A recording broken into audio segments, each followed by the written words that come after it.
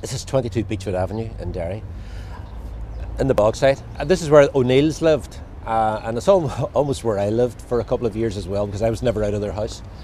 This is where John and Damien would have written all the songs for the Undertones, basically. In that front room in the 1970s, we had a record player, or O'Neill's had a record player and claiming ownership on it.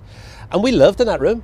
We just went to that room every night, listened to records, talked about being in a band, talked about, yeah, we're going to do this, we're going to do that. And then whenever we actually were in a band, whenever we had the records going, we would then rehearse in O'Neill's bedroom, Damien's bedroom, which he nicknamed the Pit. That tells you what it was like, not luxuriously appointed. But we were there, and it was that was almost Undertone's HQ, which is significant, I think, because that whole thing about a lot of culture in Derry was done in somebody's front room, or a guy in a bedroom working on things, you write at home. And was that because of the Troubles? Possibly because of the Troubles subconsciously, because, my parents were happy that I was just down the road and they knew where I was all the time. It's not like I wasn't out roaming the streets, same with Billy and same with Fergal's parents. We weren't out, we never rioted. The Undertones never rioted, really. So we were always in, and we were in O'Neill's house, they knew where we were.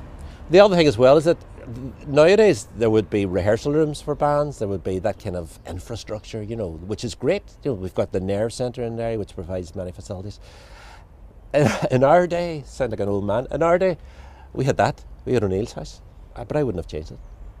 So how much do you think Derry as a city, not just the Troubles, but how much do you think Derry as a city defined the band? Would you have been a different band if you'd come from a different city? I think we would have. We had the isolation that we didn't see other bands. We read the NME, but we didn't see other live bands. We existed through records, through listening to records. And also as well, Derry has this thing as, you don't like to get above your station. People will very quickly jump on you if you have any sense of pretentiousness or anything. I think that defined it as well. Also, Derry's really good in terms of its musical history as well. My father played accordion in a Ceilidh band.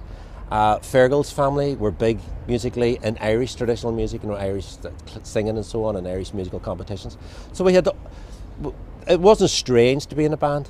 Everybody knew of somebody. The bands at the time weren't that great, apart from us. But you knew. You knew some people, some older people who you could borrow equipment from and so on. So is that why you think there are so many bands from young people here now? Is it still this ongoing sense of a presence of the musical history? There is that. Derry in the 1960s had a lot of show bands, which is a very Irish thing, but a lot of them were from Derry and they spread out all over Ireland. Derry had, for Catholic Derry especially, it had the Fish, which is like an Irish music festival, happens every Easter. Fergal was very prominent in that.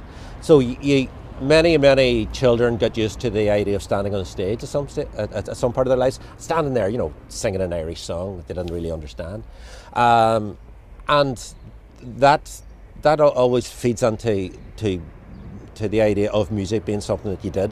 Not that you were looking for a career out of it, but it's just something that you did. You shot the video for My Perfect Cousin here, didn't you? Yeah, we did. And Julian Temple did it. It made Julian's career. But what I always remember about it is because O'Neill's had an electric meter, a 50p meter, and we were filming inside. Bright lights. They were shooting Fergal playing with Subaru, and the lights went out. And we padded ourselves. We said, well, I have no money. So Julian had to send one of the crew down to Crossan's shop, a sweet shop down at the bottom of the street, to get 50p's. And it's a good video, best video we ever did. But it was filmed in there and out in their yard too. So why was it so important to you as a band to maintain the links with Derry and to maintain your base here? Because so many bands would move to London. Well, there's a couple of things. One of the things was that we had girlfriends, which up until then we never had girlfriends, so there was a lot of emotional attachment that way. But also that thing about, I particularly was very anti-London-based music industry. We went over there and we saw people who were, probably very nice people, very nice guys, but you saw guys in record companies and they were all, they'd been, wearing silk bomber jackets and so on, and we kind of went, we just didn't like them. We just didn't like that whole scene. So we came back here to comfort, you know. And when you say you didn't like them, what did they think about these lads from Derry? Were they quite sniffy, or? No, they were really nice. You know, they worked for their job was to promote the band, but the Undertones being very, very strange people, we kind of just didn't like the idea of them, you know. Possibly as well, they didn't understand what we were saying. You know, I am now speaking very clearly, but in those days, you know, it was almost a secret language that only the 5 of us understood. But they probably didn't know what to make of you, did they? Because all they saw of Derry on the TV was the Troubles, and then here you guys are not singing about the Troubles at all, just singing about falling in love with girls. And yeah, no, a lot of them didn't. A lot of them did get it though, because you know, we signed to the same label as the Ramones, and we immediately said we love the Ramones. So some of them got that, but whenever you met other record company people, and some of them, you know, I remember there was a record ad. I remember there was a radio ad for our first LP, and we were played it before it went out. And it really did say they came from the war-torn streets of Derry to the top of the charts, and we had to say, please stop. You know, no. We had to stop that. So there always was that. You know, if you're looking for a tag to sell a band, you're going to pick up on the Troubles. And what about young people now then? Would you say that young people in Derry are just like young people anywhere else in the UK, or is there more disaffection? Because you do, you know, we still hear about tensions rumbling on. Depends who you talk to. There are, you can't deny that there are some young people who still carry the, not the effects of the Troubles, but they still sort of almost carry that struggle, you know, as they would see it. Some of them on both sides. But a lot of them, vast majority of people are just, they want to go beyond it. They want to say, no, like, we'll have the same worries as everywhere else in the rest of the world. We worry about money, we worry about houses and so on. But then again, if you're a teenager, when I was a teenager, I didn't worry about the world. All I cared about was my friends and records and, you know, lack of girlfriends and everything else. So, did you care about your hometown?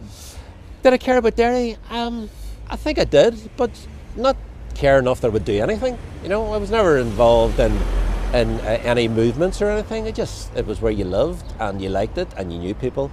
But you care about it now, presumably. Oh, I care about it now, yeah. I do. You can see, the older you get, you can see the good things about Derry. You can also see that, you know, the bad things about Derry. But you can see, I love just walking around the place. I love walking across that bridge. I love seeing Derry from an unusual vantage point. And I also like the fact it's home, and it's been home for all my life almost. You know? But your emotional relationship with it has evolved over the years. It has, yes. I'm more interested in the history of it now, and I can see that it needs a lot of help now, and we are getting the help. You know, we could do with more, but we are getting help. And also, there's a certain Derry spirit that people still have, and it's not just among older people. You know, young people in Derry have that spirit. What is that spirit? There's great humour. There's great humour. There's self-deprecation. There is what people in Derry call the Derry slagging, which can sometimes annoy people. But you know, I remember whenever we were having hit records, you know, people in vans and white vans or guys in the street would always shout at you, and they would shout things like just, you know, they would shout the titles of your songs. They would shout Jimmy, Jimmy, and you kind of, at that stage when you're about 19 or 20, you sort of get annoyed about it. Bizarrely, it happened to me about 5 years ago. I was walking along the street and somebody wound down the car window and shouted Jimmy, Jimmy, and I didn't know whether they laugh or be annoyed or what, you know, but I just thought that's typical Derry.